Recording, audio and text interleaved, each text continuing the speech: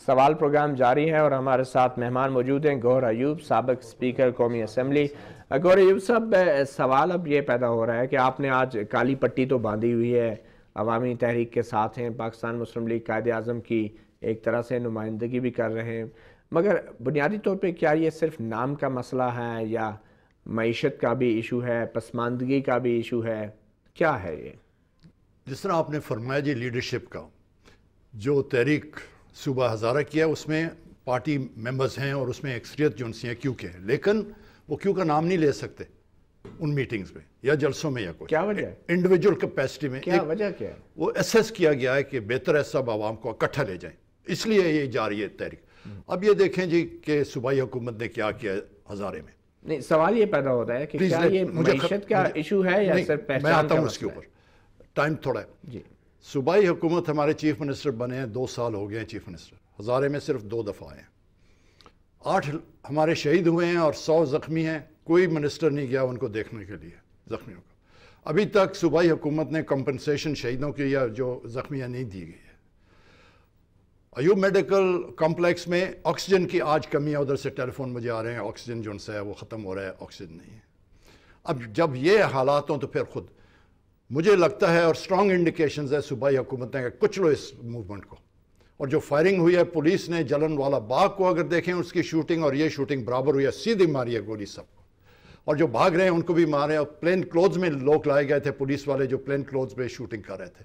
یہ چیزیں ہیں جس نے تحریک کو آگے کیا۔ مجھے سوال وہی ہے گور صاحب کہ کیا یہ صرف پہچان کا مسئلہ ہے یا پسماندگی کا ہے، ریسورسز کا ہے، وسائل کا جھگڑا ہے، کیا اس میں کوئی شک نہیں کہ جو رائٹ ہونے چاہیے نہیں ہوتے، کیونکہ ویریس فیکٹرز ہیں، جب ملازمتوں میں پوسٹنگز میں ہر چیز میں کچھ کمی آتی ہے، کیا کمی؟ لیکن ابھی جو سا ہے یہ چیزیں پیچھے کی رہ گئی ہیں، یہ پرانی باتیں کسا نہیں ہے۔ اب بھی صرف ایک نعرہ ہے ہزارے میں اور وہ ہے صوبہ ہزارہ، صوبہ ہزارہ۔ اس کے علاوہ اگر کوئی آدمی آپ پکڑ کے لے آئیں، وہ آپ سے بات کرے یا گورنمنٹ سے بات کرے یا صوبائی گورنمنٹ سے بات کرے، وہ اس کے کوئی معنی نہیں ہے، کوئی اتھارٹی ہے، نتھنگ۔ گور صاحب، صوبہ ہزارہ اگر واقعی ایک تاریخی مسئلہ تھا تو پھر یہ مسئلہ تو آپ جب اقتدار میں تھے وہ حل ہو جانا چاہیے تھا۔ سر یہ ہوتا ہے کہ پاکستان کا کوئی 1906 میں کوئی تھا ڈھاکہ میں پاکستان کا نام، 1937 میں الیکشنز ہوئی تھی، کوئی پاکستان کا نام تھا، 1940 کے ریزولوشن میں پاکستان کا نام تھا، 46 کے الیکشن میں کوئی تھا۔ موقع آتے ہیں اس طرح جس پہ چیز بن جاتی ہے۔ مگر آپ کا ایسا آپ کہہ رہے ہیں نا ایک تاریخی ایشو تھا، کیونکہ آپ جب حکومت میں تھے آپ نے اپنے علاقے کی پسماندگی کے لیے کیا کیا؟ پسماندگی کے لیے آئے ہری پور میں آپ کو 3 جوڑے بوٹوں کے چپلیوں کے بھی دیتا ہوں، 1-2 چلنے کی سوٹیاں بھی دیتا ہوں، گن لیں کھمبے کتنے لگے ہوئے ہیں ہری پور۔ یہ چلنے کے لیے 3 جوڑے کیوں چاہیے؟ کیا سڑکیں اتنی خراب ہیں آپ کے لیے؟ نہیں، وہ اس لیے کہ آپ کھمبے گنے سب، کیونکہ کھمبے سڑکوں کے اوپر نہیں ہیں، اور اسی طرح جو ٹیلی فون ایکسچینج ہیں وہ نہیں ہیں، جو سوئی گیس کی پائپ لائن ہے وہ جو سی ہے سڑکوں کے اوپر نہیں ہے، اس لیے میں کہہ رہا ہوں۔ اس کے باوجود لوگ بہت پریشان ہیں۔ پریشان اس پہ ہیں کہ آج دیکھیں غربت ہے، آج آٹے کے لیے جو سی لائن میں کھڑا ہونا تھا، چینی کے لیے لائن پہ کھڑا ہونا ہوتا، اور جو ہے ہمارے روایت ہے خواتین باہر نہیں آتی تھی، فرنٹیئر میں بھی جو سی خواتین جو سی لائن میں کھڑی ہوئی ہیں۔ ایک چیز حکومت نے دی ہے مفت اور کھلی دیتے ہیں، اور کھانے کے لیے وہ ڈنڈے ہوتے ہیں کھانے کے لیے۔ جی، گوہر ایوب صاحب، سابق اسپیکر قومی اسمبلی، آپ بات کر رہے تھے ماضی کی اور صوبہ ہزارہ کے حوالے سے۔ ہاشم بابر صاحب ہمارے ساتھ موجود ہیں، عوامی نیشنل پارٹی کے۔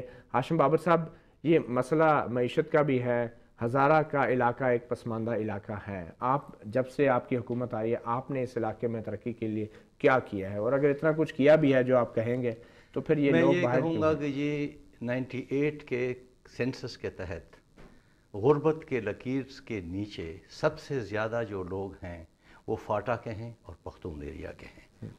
بات یہ ہے جی، ہمیں سنجیدگی سے ایک بات پہ غور کرنا چاہیے۔ ہماری ترجیح یہ ہے اور تمام سیاسی پارٹیوں کی ترجیح یہ ہے کہ جمہوریت کو دوام دینے کے لیے جمہوریت کے ہاتھ مضبوط کیے جائیں، اور جمہوریت کو دوام دینے کا نسخہ جو ہے وہ 18ویں ترمیم میں شامل ہے۔ میں یہ نہیں کہتا جی، اگر فرض کیا گوہر ایوب صاحب صرف یہ کہہ رہے ہیں جی کہ 10 لوگوں کے مرنے سے ہزارہ کے لوگوں کا رد عمل اتنا ہوا اور چیف منسٹر وہاں نہیں گئے اور ان کو گولیاں ماری گئیں، ان کو شہید کیا گیا، اگر اسی وجہ سے وہ ہزارہ کے لیے صوبہ مانگ رہے ہیں تو پھر تو یہ ہوا جی کہ ان کی معیشت کا، ان کے وسائل کا اندازہ لگانا، کہ وہ سیلف سسٹینڈ وہ صوبہ ہو سکتا ہے یا نہیں ہو سکتا. یہ تو بڑی سنجیدہ چیزیں ہیں جو تمام سیاسی پارٹیاں سوچیں گی, یہ صرف ہزارہ نہیں سوچیں گی. بالکل سیاسی پارٹیاں سوچیں گی. جنرل صاحب آپ بتائیں کہ کہہ رہے ہیں کہ 10 لوگ مرنے سے جو ہے وہ صوبے کا تقاضا شاید جسٹیفائبل نہیں ہے.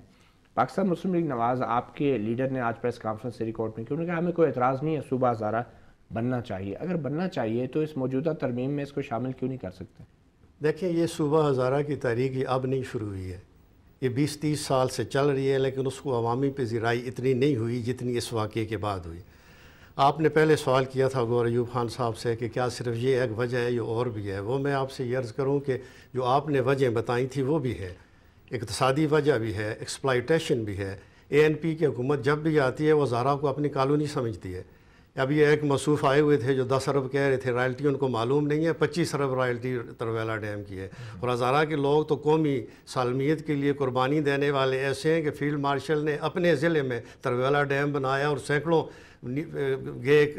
گاؤں نیچے آئے, لیکن انہوں نے نہیں کیا. ادھر ایک چھوٹا سا وہ وابڈا والوں نے لائن لگا دی تھی, شور مچ گیا اور کالا باغ ڈیم نہیں ہوا.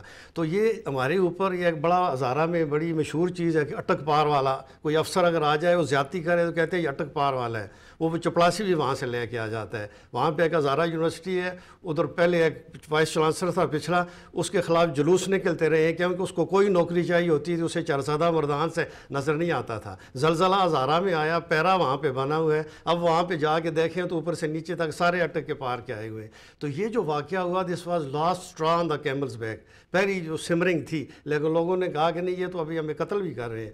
انہوں نے صرف وہ جو سفید خان صاحب نے کہا, مجھے یہ بتائیں جو ماضی میں لوگ قیادت کرتے رہے ہیں, آپ کے ساتھ آپ کے ساتھی سیاستدان بیٹھے ہیں, گور ایوب صاحب بیٹھے ہیں, اقتدار میں رہے ہیں, اور دوسرے بڑے بڑے ہزارہ کے جو قائدین ہیں اب جو تحریک کو رہنمائی کی کوشش کر رہے ہیں, ان کا کیا کردار رہا ہے اس تمام مسئلے پہ کہ لوگوں کو جابس نہیں ملتی؟ میں نے آپ سے پہلے کہا کہ لاسٹ اسٹرا ابھی پڑا ہے. دیکھیں ایک برداشت کی ایک حد ہوتی ہے, جب وہ حد نہیں, ان کا رول کیا رہا ہے سیاستدانوں کا, یہ بتائیں آپ.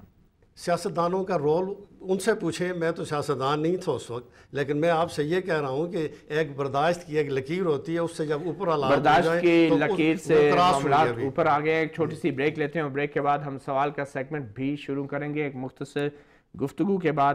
مگر سوال ایک اور کریں گے گور ایوب صاحب سے کہ ہزارہ میں ایبٹ آباد کا نام انگریز ایبٹ صاحب سے رکھا گیا, پھر مانسیرا کا نام مان سنگھ صاحب کے نام پہ, اور اسی طرح ہری پور کا نام ہری سنگھ صاحب کے نام پہ. گور ایوب صاحب کے ہوتے ہوئے تو یہ نام تبدیل نہیں ہوئے, اب کیا صورتحال ہوگی صوبے کا نام یا صوبہ ہزارہ کی؟ ایک چھوٹی سی بریک کے بعد.